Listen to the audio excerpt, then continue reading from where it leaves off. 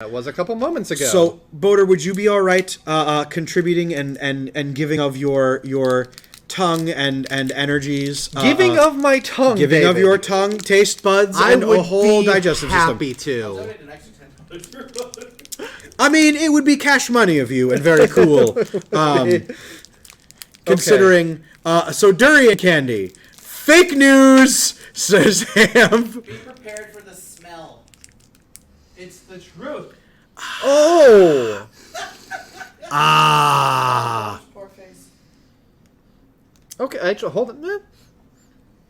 Apparently, it killed all the nose sense cells the first time out. Because I don't smell it the second time around. Delicious. Absolutely. Taste buds are still able to... Absolutely delicious Durian. Give it a minute. It'll be weird. It's going to go back and forth. Give it a minute, it'll be weird. Mm-hmm. It goes back and forth. Yeah. Oh, it does, though. Like, this is tolerable, and then it reminds me of some of the pungent old... Like... It tastes like candy, then it tastes like onion or garlic, and then it tastes like candy. And then It's giving Bean Boozled vibes. It's giving me the... Dave, in order to make the rotten egg go better, exhale through the mouth and inhale through the nose. My favorite gag I ever played on him. So, spoiler alert, everybody. I actually really enjoy the taste of durian candy. So, not expected, by the way. Paul was so upset on Monday. My goodness, that was yesterday. During the 12-hour stream when he donated for me to finally try one of those. Because although Leggett had one, Paul tried one, and you ate one, I hadn't yet because I held out for the dono. And it was absolutely incredible. I will happily donate Boater's tongue to St. Jude Play Live. Boater unmarks himself as an organ donor. More like Rigor Mortis ignores it. Oh, I'm... Science needs this for science things. Dave, do you want to intro the... We have one more clip, correct? We do have one more clip, but it requires a certain headgear. Because it's a clip of everyone's favorite game. Death Stranding for the kids. You know what? Norman Reedus has got quite the... I'm going to go into this one raw. Nothing can hurt me so long as this is still in my mouth. Norman Reedus has got quite the... Character's got quite the arm strength. I'm so sorry, people. But that's just so funny watching the packages just...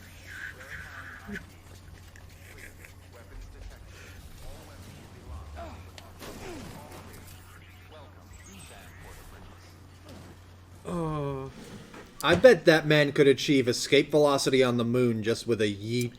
It was a lot of fun. For the context for what you saw, I had done porters for the kids, and what I did was I had Sam Porter Bridges. Anytime people donated, $3 I would yeet a package that I currently had. $10 I would do a short yeet delivery, and $20 or more I did a long-term yeet delivery.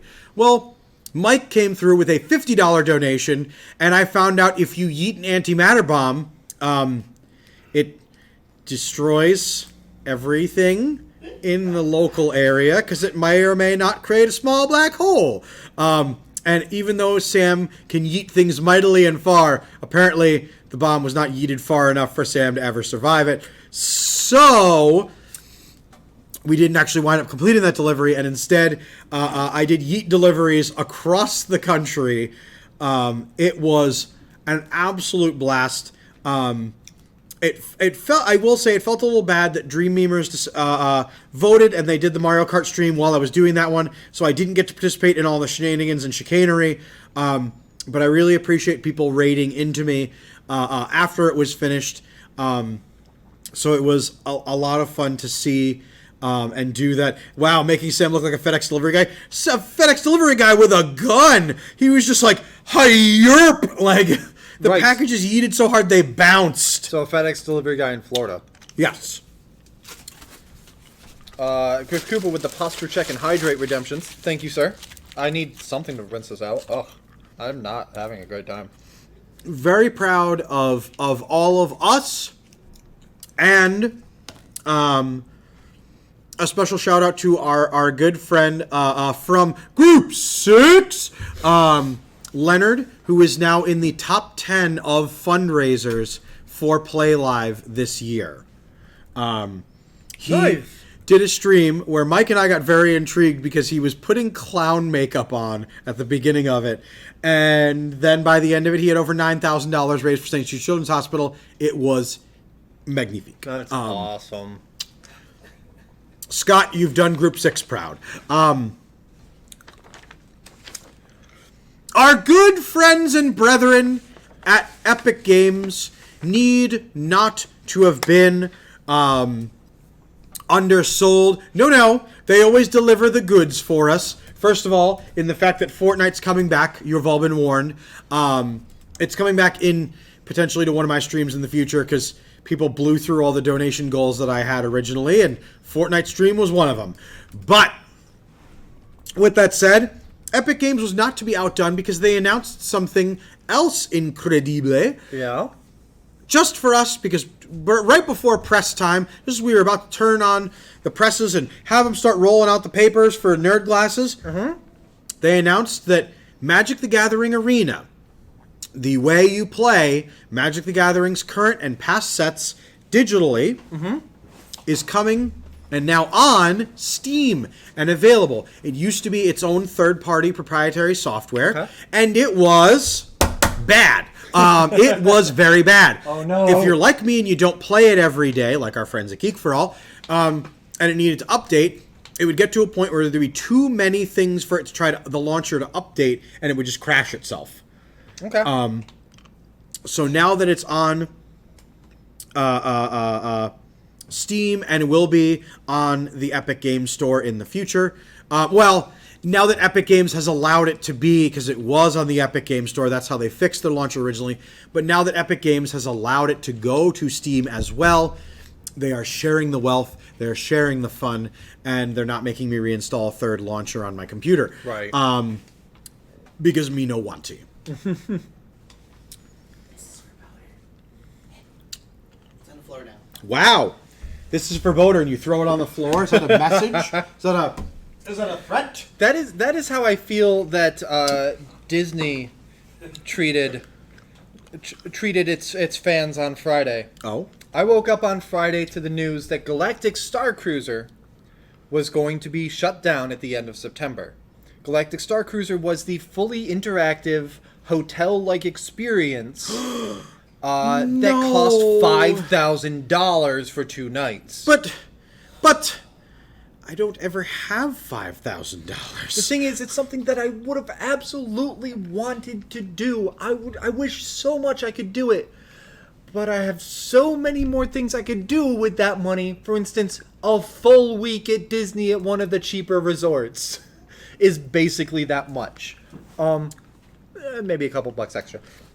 So Friday morning, I was kind of upset, but it's not something I was realistically going to be able to do anyway. And then Disney also announced that they are taking a lot of shows off of Disney Plus. What?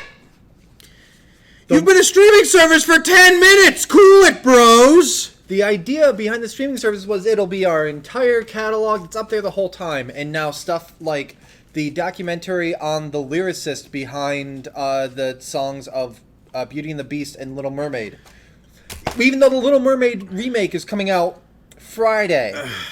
The Mighty Ducks series that just came out was Why the Last Man, which I've heard good things about but never got around to checking out. And the one that hurt me the most was Willow, which hasn't even been out for 6 months. So, how is it already gone? It will be gone Friday. You have until Friday to catch at least a dozen different things that Disney Plus is removing. I don't have time to watch all of it by Friday. Let's see. You know what, though, Boater? It'll be fine. I'll go down to my local shop, and I'll buy it on Blu-ray, right? That would be wonderful if Disney actually did physical releases. Way back, Mandalorian Season 1, everyone's like, cool, when are we getting Blu-ray? And Disney's like, never! There is going to be no legal way to watch this stuff now. And it's the kind of thing that, like, why are they doing it? Probably because they don't want to pay residuals to writers with a writer's strike going on. Will this stuff be put back up? Maybe. But for now, it's just gone. And so if you want to watch these things after Friday, I'm not going to advocate for illegal things, but nor would I say that it's ethically imperative to do so on stream. Speaking of Who which, knows what my thoughts are off stream? Speaking of which, did you hear what Netflix is going to be rolling out? What's that? Steve, how much does it cost for a basic Netflix account per month? Well, while you look that up, the Chief IGTV, welcome to hanging out in the stream. That's why I buy physical copies. The point is that physical copies don't exist. I bought a bootleg of Willow off of eBay, and we'll see how that comes in.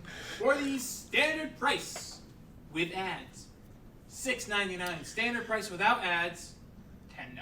Fair! All good. And I could have my Netflix, and Boder could watch my Netflix, and Steve could watch my Netflix, and Alec could... But wait...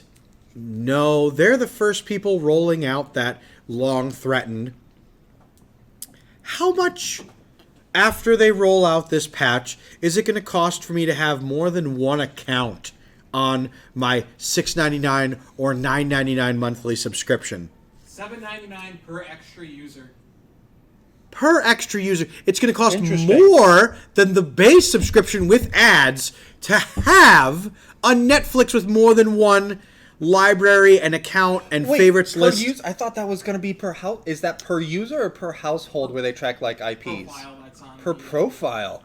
Gross. Okay. Think about that. You and your kids, you and your friends, you and your family, friends that you've shared are all going to share the same favorites list. Have fun finding anything. Yeah, because like I mean, I'll say so many people share Netflix stuff across households, and I thought it was something that they were going to be tighter on, like tracking IPs and regular users. Oh, this is two different households. We got to do something about this. I didn't realize it would be per user because, like, Steph and I share one because whatever. But if you're in a household with like, two parents, Multiple adults. Yeah, You with already have to pay for multiple screens for more than one person to watch at the same time. at the same time as multiple screens, yeah. But like Even if with they're in the same household. yeah, so You this. can't have more than two people, or actually only more than one person running at a time. I think this is going to... I don't think this is going... When do they say it's going to roll out? In the next few months. The Nebulous in the next few months? I don't think they're going to do it, and if they do, I think it's going to be rolled back really hard because... I hope so. They've already rolled it back. It was supposed to happen in the beginning of the year. Yeah. It already got pushed back once. Yeah, I don't think it's going to happen. If it's something they're trying to keep multiple house... Because I think that this is their way to try to backdoor account sharing. Where people in like 3 different households are all sharing one Netflix account. And I get that, but by doing it like this by user, this ain't it, Chief. This is not the way. There's so many subscription services that they are hurting each other, which ends up hurting the consumer. Chief is right. Because how many times here in Insane Games, where if you walk into the store, there are 6 televisions immediately visible. Yeah. If one person logs on YouTube TV that's not at the Insane Games thing, one of our screens gets kicked off. So It's obnoxious. Like, Steph and I, so Google's a little different. So like Steph and I each have our own YouTube account. We have a family YouTube premium account where I'm able to add her as a user on it. And so we each have our own YouTube accounts, but a family account can have up to 4 accounts under the same. Like it's $22.99 for up to 4 accounts. It is just barely less than if each of us got YouTube premium on our own. 6 counts. 6 now? Okay.